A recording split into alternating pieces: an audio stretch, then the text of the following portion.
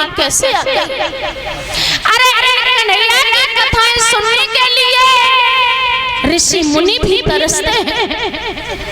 कहने लगी है मेरी अच्छी भाभी बताओ ना वो कौन थे।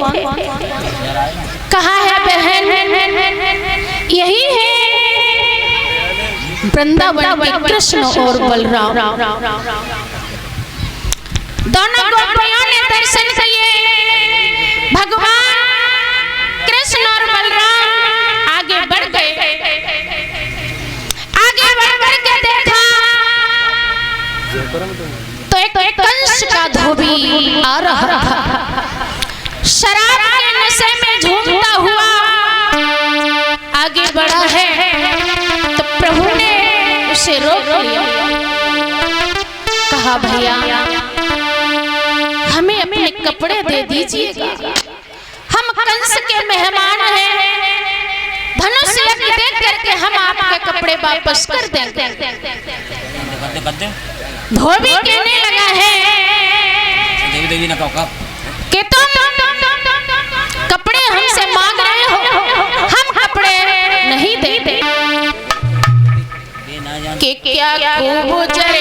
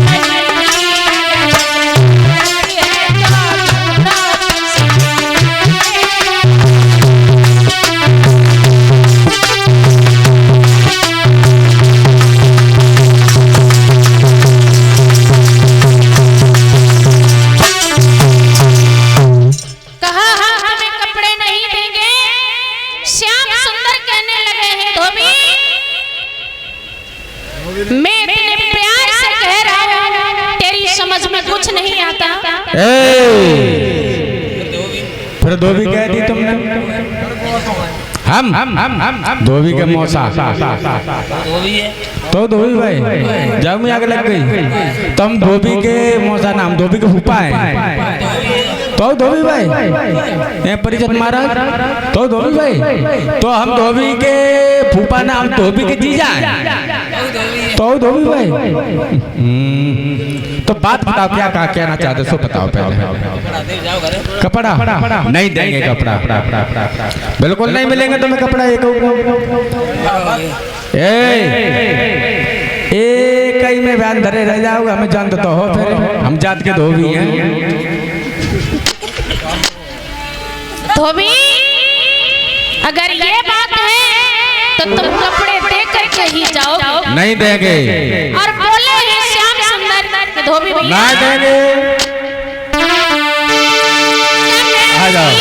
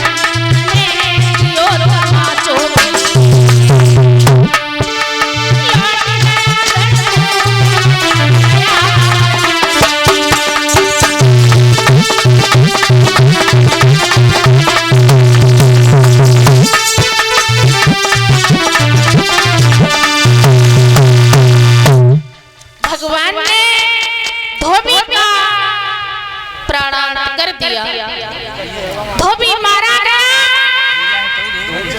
भगवान कन्हैया और ग्वाल वालों ने उल्टे सीधे कपड़े पहन लिए, आगे बढ़े हैं तो एक दर्जी का भाभा था, उसने कपड़े काट छाट करके सभी ग्वालों को पहना दिया। प्रभु उसको वरदान दे करके वहां से चले जाते हैं। आगे जब चले हैं तो आगे कंस की दासी कुब्जा से भेंट प्रभु की हो गई। कुब्जा से कहने लगे हैं कन्हैया के कहाँ जा रही हो, तुम कौन हो? कहा हम कंस की दासी हैं। कहाँ जा रही हो? कंस के चंदन लगा। श्याम सुंदर कहने लगे क्या हमारे तिलक नहीं लगाओगी? कुब्जा कहने लगी कि मैं आपके तिलक नहीं लगाऊंगा। आगे भगवान कन्हैया बड़े कहा कुब्जा हमारे माथे पर तिलक लगाओ। जो कुब्जा 3 जगह से टेढ़ी थी, श्याम सुंदर के कहने पर चंदन का कटोरा लेकर के हाथ में आगे कुब्जा बड़ी है तो उचक उचक करके रह जाती है, पर प्रभु के मस्तक पर मन पहुंच रही। जब माथे तक नहीं पहुंची, भगवान कन्हैया कहने लगे कुब्जा तिलक लगाओ। कुब्जा कहने लगी है प्रभु मैं तिलक कैसे लगाऊं? मैं तिलक नहीं लगा सकती। तो कुब्जा के एक पैर पर पैर रखा प्रभु ने, थोड़ी से हाथ लगाया, 3 झटका दिए, चट कुब्जा बंदूक सीधी हुई गई। इतना सुंदर रूप भगवान ने कुब्जा को दिया कि कुब्जा बहुत खूबसूरत हो गई। आगे बढ़ करके भगवान के माथे पर तिलक लगाया, प्रभु आगे बढ़ गए, पहुंचे हैं जहां पर कंस का दरबार लगा हुआ था। फिल्मान सजा करके कहा है कि भैया इसको बलि पेड़ हाथी को हटा ले, हम मामा का यज्ञ देखने के लिए जा रहे हैं। फिल्मान बोला है कि मेरे हाथी से पहले अपना बल आजमाओ और उसके बाद आप अंदर जा पाओगे। भक्तों भगवान ने उसको बलि पेड़ हाथी का भी उद्धार किया है और आगे बढ़ गए। इधर श्याम सुंदर ने जाकर के भोले बाबा के धनुष जो रखा था उस धनुष को जाकर के तोड़ दिया। इधर कंस ने देखा कि धनुष टूट गया, अपने 2 सिपाहियों को आदेश दिया है शंख और चारुण को कि क्या देख रहे हो, अब इन दोनों बच्चों को मार डालो। दोनों शंख और चारुण भगवान और बलराम से लिपट गए, युद्ध होने लगा। धीमे से दोनों ने कान में कहा कि प्रभु हमें अपने आप में मिला लेना। भगवान कन्हैया ने उन दोनों का प्रणाम कर दिया। बलराम इधर युद्ध कर रहे हैं, तब तक कृष्ण कूद करके जहां पर भोजराज कंस बैठा था उस गद्दी पर पहुंचे हैं। उस गद्दी पर तो पकड़ लिया है मामा कंस और कहा मामा तुमने बहुत परेशान किया हमें। मामा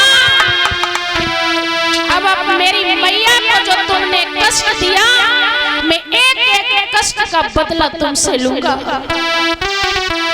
केस पकड़ लिए, कत्ती से नीचे खींच लिया है और भगवान कन्हैया कहने लगे हैं कि मामा कैसे पकड़ के माता देवकी और रथ में से खिंचवाई और बिना बात मेरे माता पिता तू नीचे दे डलवाई।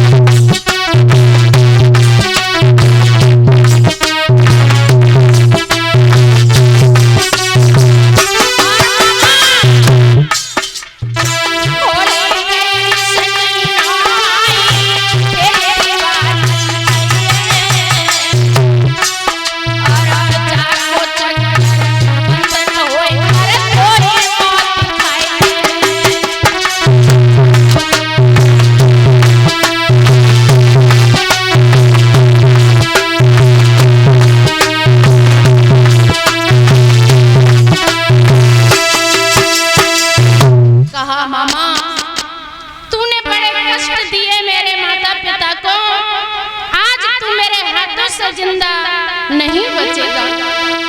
कहाँ है भैया कंस मारने वाला?